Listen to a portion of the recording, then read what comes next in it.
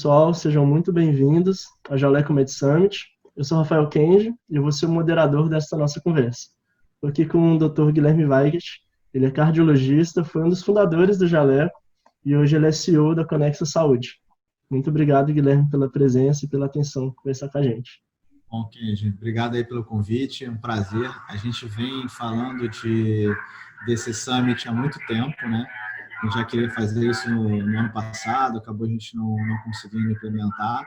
Com o contexto da pandemia, acho que foi uma excelente oportunidade para a gente colocar de pé um projeto tão bacana, que é trazer tanta experiência da turma aí que está não só fazendo a medicina assistencial, mas também aplicando a medicina em diversas outras atividades econômicas aí no Brasil. Sim, muito importante. Antes da gente começar a discutir, eu vou só avisar o pessoal que a gente vai ter um QR Code para Médicos Sem Fronteiras. Quem quiser fazer a sua doação, basta acessar o QR Code pela própria tela do celular mesmo, que pode fazer uma doação. E o tema da nossa palestra, da nossa conversa, é o futuro da telemedicina pós-pandemia. O que a gente tem de atualização, o que a gente tem para comentar sobre esse tema com o pessoal? Perfeito. É um tema super quente que a gente, vou confessar que cada semana muda a minha opinião, mas assim, dentre essas diversas opiniões que a gente vem tendo, uma está bem certa, né? A gente sabe que a telemedicina no pré-pandemia, ela com certeza não vai ser igual no pós-pandemia, né? Isso aí a gente está bem tranquilo, bem certo de falar sobre esse assunto. Mas o que a gente tem notado? Uma coisa interessante que a gente viu a pandemia acontecendo muito rapidamente, então a Conexa, né, tem uma plataforma de telemedicina basicamente que oferece serviço tanto de conectividade, né, conectar diversos pacientes a profissionais de saúde, e também temos um serviço que a gente tem médicos parceiros da Conexa que oferecem a solução de telemedicina para diversas empresas e planos de saúde. Então, o que a gente percebeu na pandemia, o aumento foi muito rápido. Sim, a gente esperava um número de consultas, de avaliações no próximo ano, assim, 30 vezes menor, né? Então, isso fica evidente. E cerca de 40% a 50% dos casos eram por conta, de fato, de sintomas respiratórios para a Covid. Então, veio com um número bem grande de queixas relacionadas à Covid. Mas o que a gente está notando é que está começando a converter um número significativo para outras queixas de diferentes especialidades.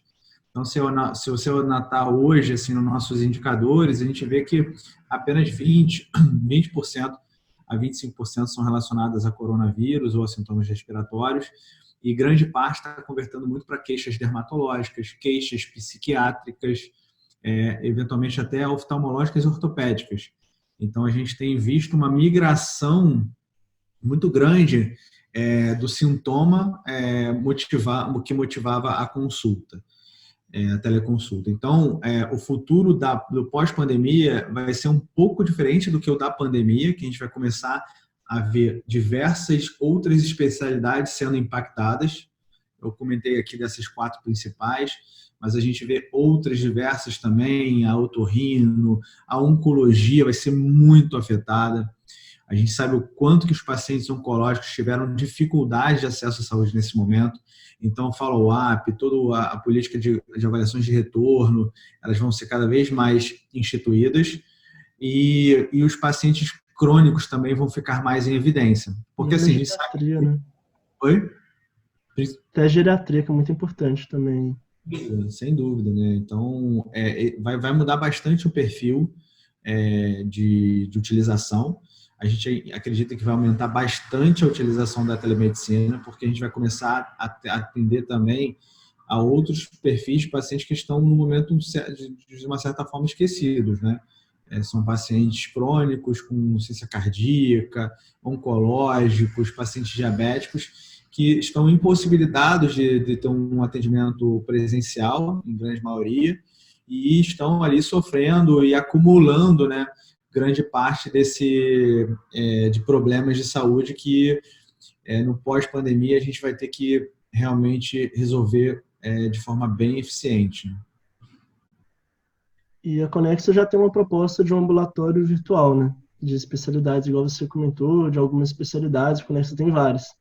E o que você acha que é o fator mais determinante para os pacientes eles virarem essa chave de procurarem a Conexa para problemas respiratórios relacionados à Covid-19, para queixas gerais, ginecológicas, pediátricas, geriátricas? O que você acha que é o fator determinante? Eles estão se acostumando a usar um novo modelo de serviço médico, acostumar com a tecnologia, o acesso? O fator determinante é o primeiro acesso, né? É o primeiro ponto de contato. Então, a gente percebe que os pacientes que têm o primeiro contato, eles passam a utilizar muito mais frequente, inclusive para outras especialidades. Então, o fato de eu ter tido a primeira experiência me permite querer experimentar outras especialidades e ser avaliado por outros tipos de médicos.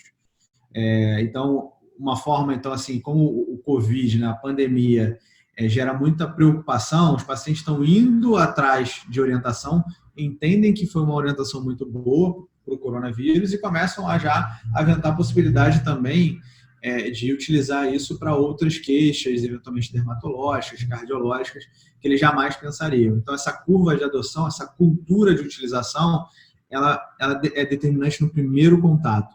Fiz com uma teleconsulta e eu gostei, você já vê um número crescente dentro do mesmo paciente de teleconsultas. E um fator muito importante também é o tempo de espera na fila, né? Eu estava conversando com alguns colegas médicos também, né? Então, para quem não sabe, eu também sou médico da Conexa, sou plantonista. E duas coisas eu ouço muito, né? Que nunca o paciente foi atendido tão rápido, porque ele fica média de 5, 7 no máximo minutos esperando uma consulta, né? Geralmente ele é atendido até mais rápido pelo volume de atendimentos, número de médicos atendendo. E também que muitos falam que eles nunca foram tão bem atendidos na vida e não sabiam que o atendimento por telemedicina seria tão bom quanto ou melhor que o atendimento presencial, né? Tem gente que tem muita preocupação da quebra da relação médico-paciente, mas eu, na prática, atendendo por telemedicina, eu vejo que é o contrário. A gente aproxima mais o paciente do médico porque ele está num ambiente confortável para ele, um ambiente seguro, e é um ambiente que é a própria casa dele, que é que ele vai se abrir mais, né? Ter maior possibilidade de até mesmo falar coisas que ele não falaria no consultório, né? E você acha que esse fator determinante do tempo e da comodidade pode aumentar com o passar do tempo, né? Os pacientes ficarem mais familiarizados, gostarem mais de deixar de evitar de passar por filas enormes de horas em hospitais públicos e privados para serem atendidos em 5, 7 minutos, 10 minutos? Não, perfeito. Até para puxar o gancho, antes de responder, a relação médico-paciente ela pode ser tanto afetada no presencial como no digital. Eu não vejo uma influência do digital fazendo isso. Então, vamos lá.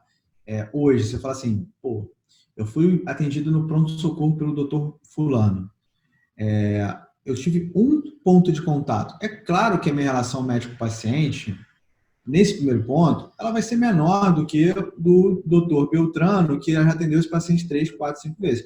É uma relação que é construída.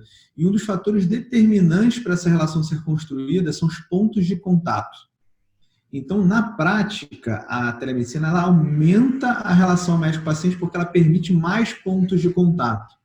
Então, quando a gente está falando, se eu for atendido na telemedicina por um médico, vamos dizer assim, num pronto-socorro virtual, eu sou atendido por um médico, eu vou ter um ponto de contato, que vai determinar como foi esse ponto de contato. Passou segurança, passou credibilidade, foi, vamos dizer assim, cuidadoso, responsável na hora do atendimento, né, foi respeitoso. Então, assim, são esses pontos que balizam a primeira relação médico-paciente. Mas quanto maior o número de touch points que você tem, melhor a sua relação, né? Então, a telemedicina permite isso. Tanto é que a gente faz uma melhoria na relação médico-paciente pelo WhatsApp. A gente atende o paciente presencialmente, depois o paciente pega o nosso número e troca mensagens com a gente. Isso vai fortalecendo a relação médico-paciente. Então, o WhatsApp ele tem sido utilizado para fortalecer a relação médico-paciente. Então, acho que essa discussão ela acaba por aqui. Ela não piora, ela vai sempre aumentar. É bem claro. Agora, esse ponto que você falou da experiência, né, do tempo de SL, de espera na fila, e em quanto tempo ele vai ser atendido, isso tudo se traduz na experiência do paciente, né? Como é que foi a experiência do paciente? E não tem dúvida nenhuma que se você, hoje, num modelo tradicional, você tem uma experiência ruim, isso é fato. A gente pode falar de SUS, a gente pode falar do modelo privado, mas ninguém gosta assim, de ser atendido no pronto-socorro. Seja porque demora muito para ser atendido, seja porque está num ambiente altamente contaminado, com diversas pessoas com doenças que você não sabe nem se são contagiosas, e você demora ali 3, 4 horas, 5 horas de tempo até você chegar em casa. Então, assim, se for colocar uma média de experiência de ir no pronto-socorro, vai durar 5 a 6 horas no mínimo. E no público e no privado, né? Não tem diferença nisso. No privado. Talvez no público aumente um pouco isso, dependendo da área, dependendo da queixa, mas isso é fato. Não é que o pronto-socorro, ele, na verdade, ele não é importante, ele é super importante.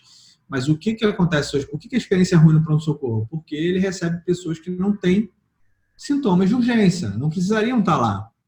Então, quando eu coloco aqui uma ferramenta que em menos de 10 minutos esse paciente ele é atendido, né, com um médico com postura, bem desenvolvido, respeitoso, que orienta esse paciente da melhor forma possível e passa credibilidade nesse atendimento, sem passar correria no atendimento, que é o que muitas vezes acontece no pronto-socorro, esse paciente ele está tendo uma influência de uma experiência incrível. Então, em pouco tempo ele consegue um médico bom, que faz toda uma avaliação precisa, que resolve o problema dele, e logo depois ele recebe aqui uma prescrição na palma da mão, que ele vai na farmácia e pega, ou pede na farmácia, do ponto a ponto você tá oferecendo uma experiência incrível, né? Então, desde o momento em que ele tem a primeira tentativa de contato, né, apertou o botão lá, quer um atendimento, até o momento que a medicação chega na casa dele. E muitas vezes ele precisar sair de casa, né, para fazer isso, e no conforto do lar dele, né? Então, com toda a segurança que ele precisa.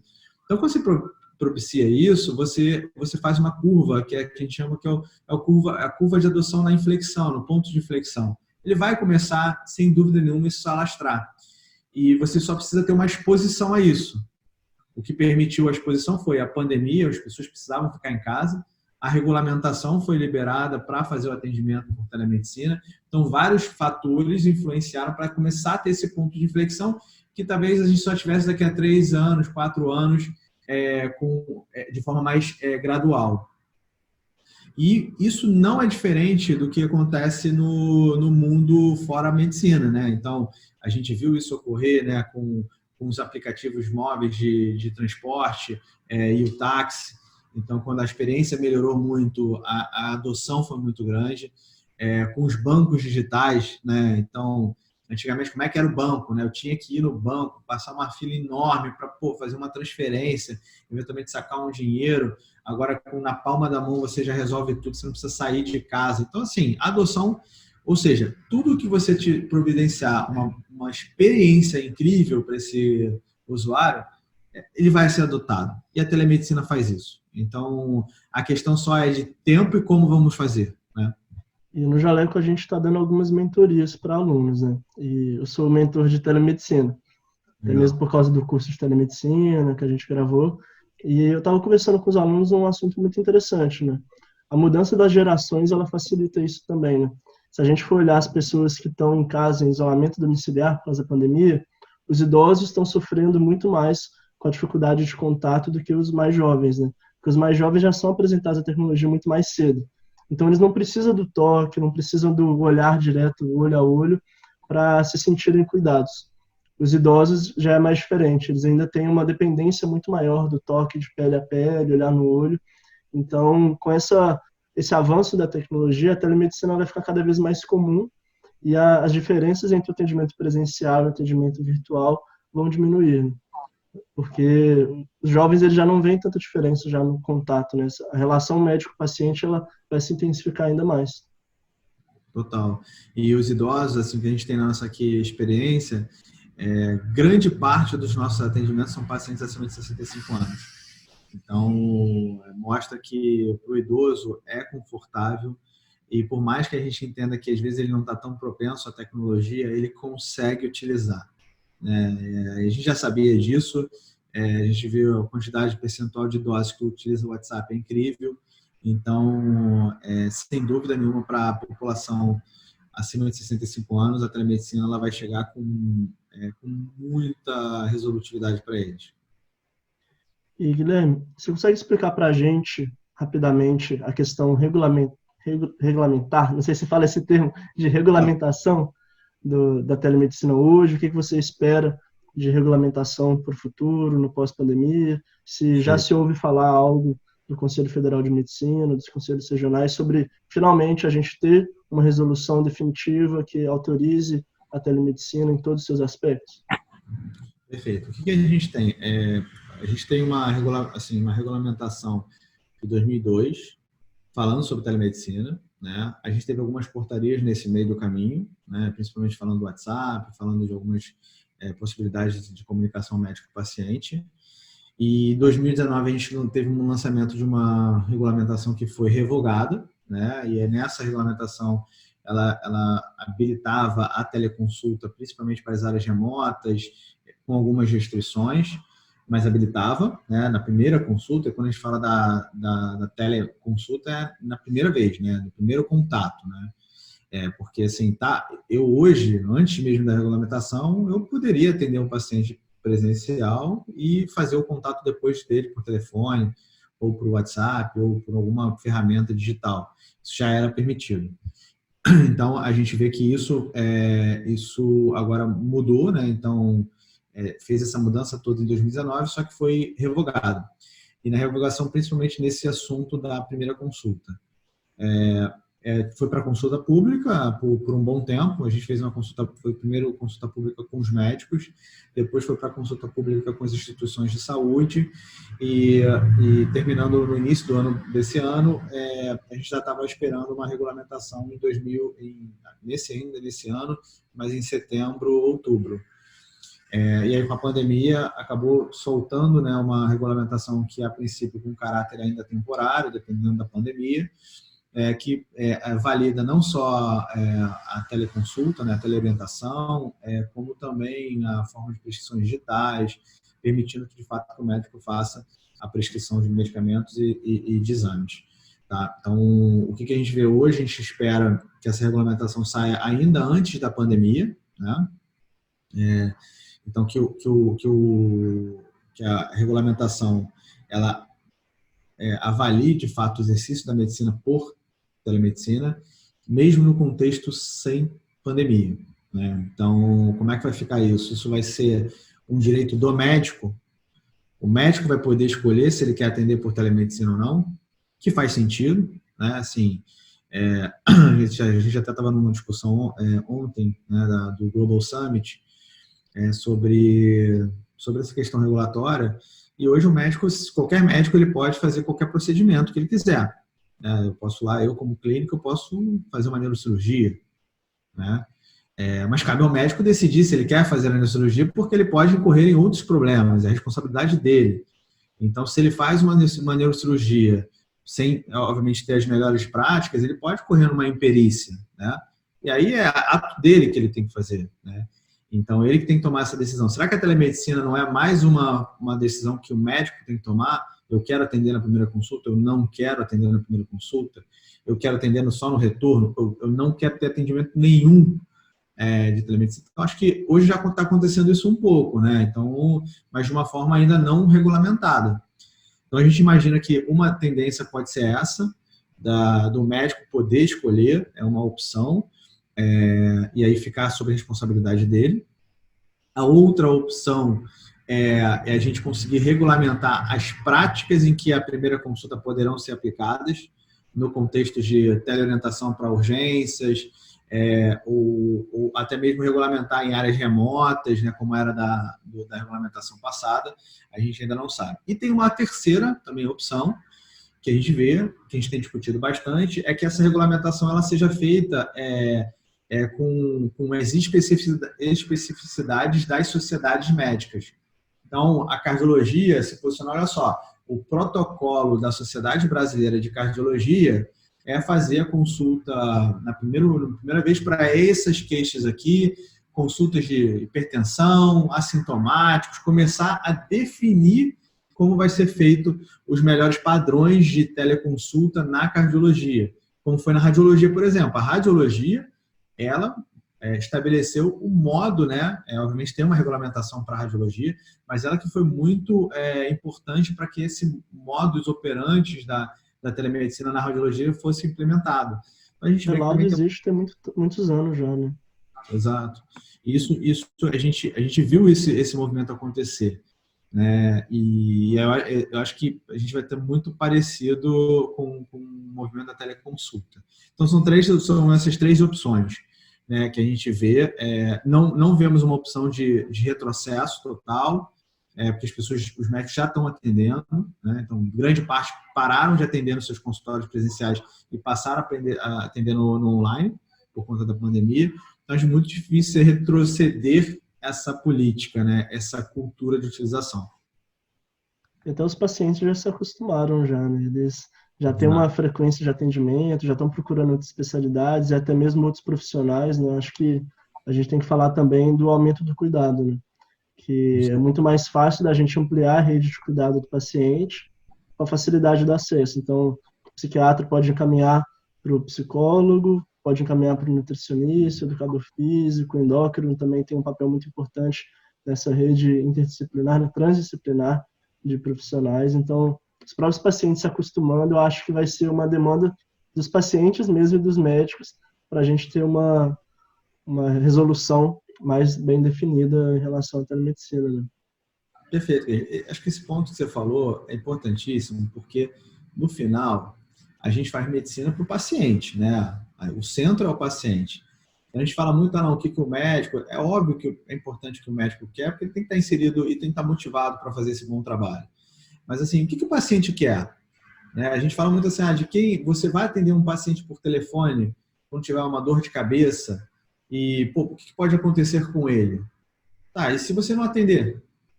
E se ele não tiver acesso? Então, a gente está falando aqui de suposições, mas a gente está vendo na realidade que grande parte desses pacientes que têm queixas, eles não têm acesso a um atendimento presencial. Se a gente tivesse acesso, acho que a discussão ela seria assim, inútil, né? Se a gente tivesse todos os pacientes com acesso amplo e restrito à saúde, eu acho que a gente nem estaria discutindo sobre telemedicina, né?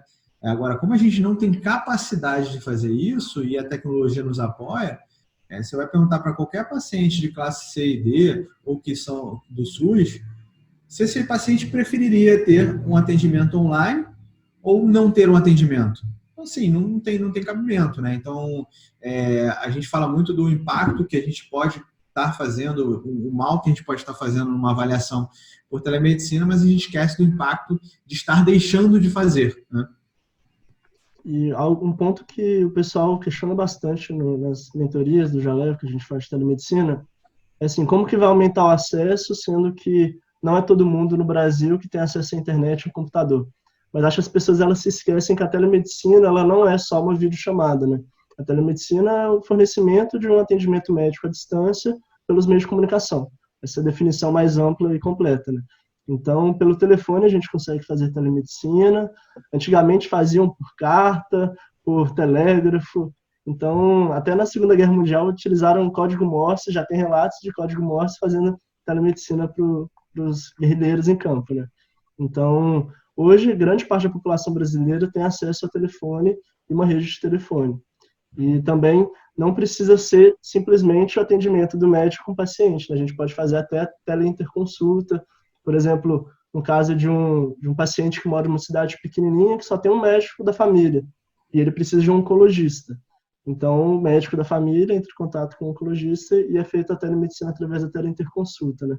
Eu acho que a definição de telemedicina ela é tão ampla, mas as pessoas elas ainda não estão tão habituadas, né, com a diferença entre telecirurgia, telemonitoramento, teletriagem, telediagnóstico, telelauda.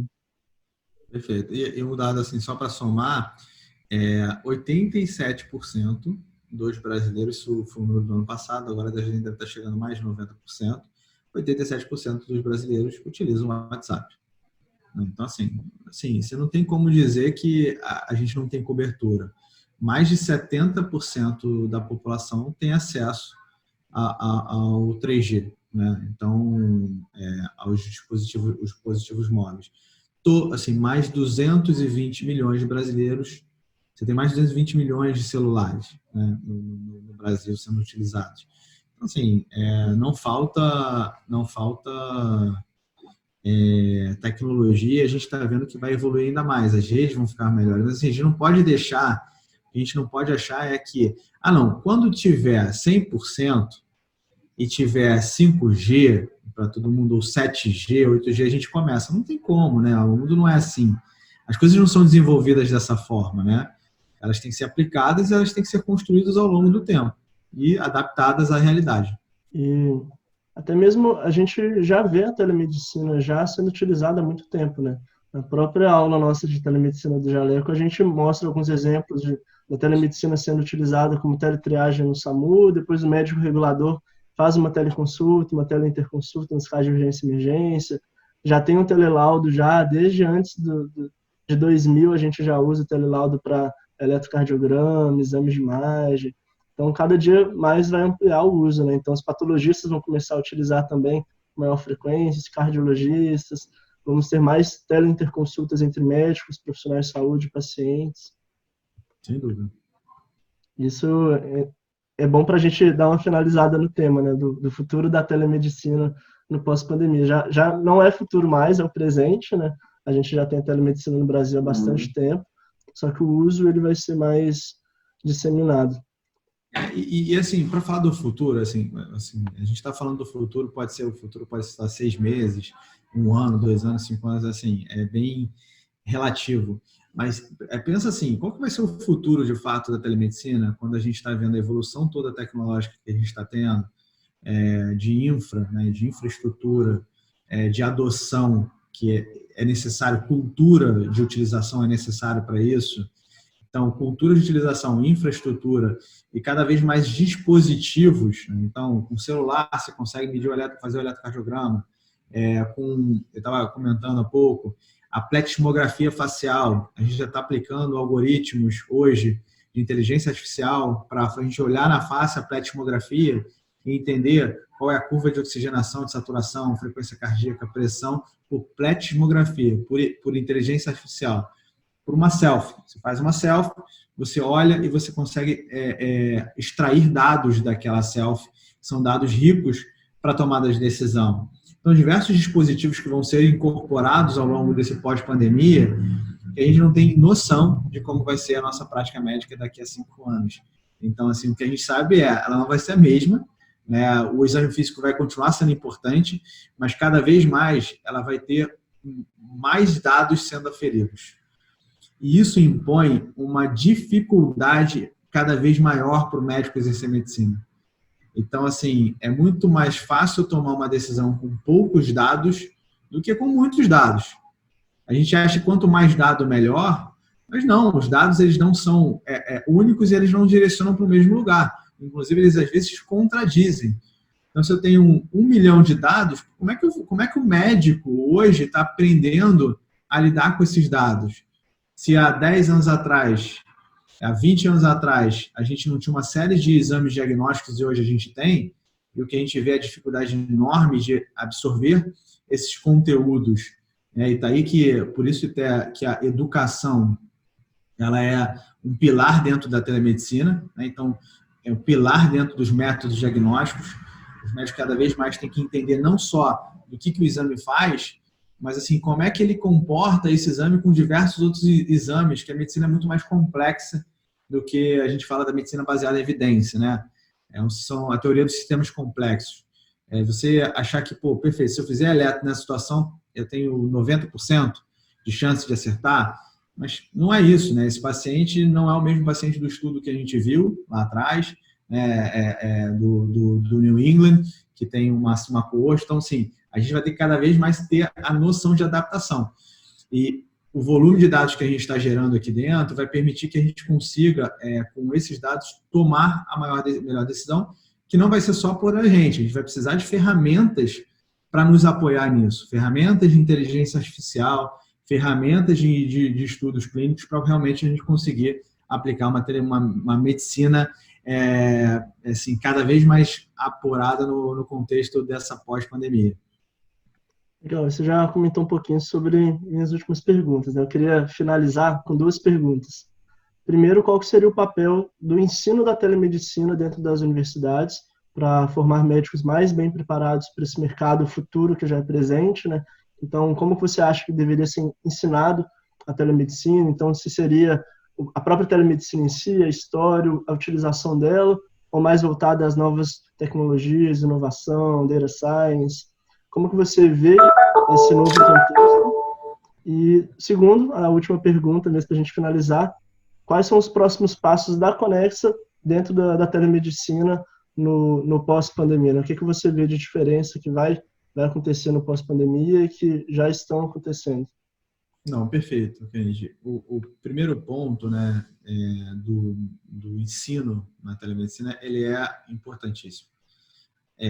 Fazer telemedicina, atender um paciente por telemedicina é mais difícil do que atender um paciente presencial. Ele é mais complexo, né? As variáveis são outras, a gente não está acostumado a fazer isso. Então, o primeiro passo atrás que a gente tem que dar é como a gente vai atender nossos pacientes. Tem toda uma questão não só de postura, de entender ferramentas para você utilizar, de saber fazer aquela conexão por vídeo, né? Olhar no olho é importante. Então, tem uma série de fatores que vão mexer muito no ponteiro dessa qualidade da consulta e da avaliação médica. E um dos pontos mais importantes que eu vejo que a gente perdeu um pouco ao longo desse tempo é a anamnese. A anamnese é o maior